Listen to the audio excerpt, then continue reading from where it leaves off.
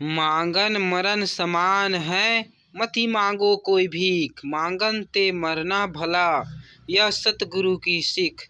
कबीर जी कहते हैं मांगना मरने के बराबर है, इसलिए किसी से भीख मत मांगो। सतगुरु कहते हैं कि मांगने से मर जाना बेहतर है, अर्थात पुरुषार्थ से स्वयं चीजों को प्राप्त करो, उसे किसी से मांगो मत। अच्छे दिन पाछे गए, हरि से किया ना हेत, अब पछताए होत क्या, चिड़िया चुग गई खेत। कबीर जी कहते हैं सुख के समय में भगवान का स्मरण नहीं किया तो अब पछताने का क्या फायदा। जब खेत पर ध्यान देना चाहिए था तब तो दिया नहीं।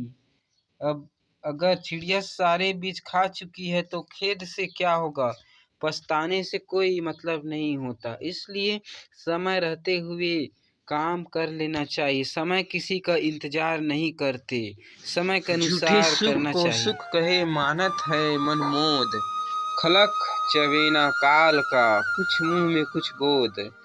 कबीर कहते हैं कि अरे जीव, तू झूठे सुख को सुख कहता है और मन में प्रसन्न होता है। देख, यह सारा संसार मृत्यु के लिए उस भोजन के समान है जो कुछ तो उसके मुंह में है और कुछ उसके हाथ में।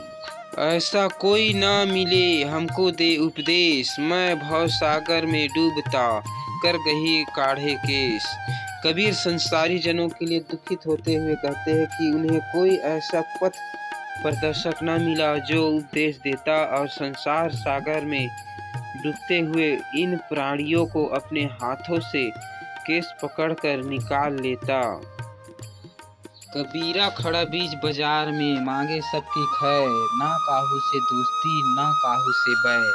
कबीर जी कहते कि इस संसार में आकर कबीर अपने जीवन में बस यही चाहते कि सबका भला हो, और संसार में यदि किसी से दोस्ती ना ही तो दुश्मनी भी ना हो। यही कबीर जी का संदेश है, किसी से बैर नहीं करना चाहिए, ना किसी से दुश्मनी।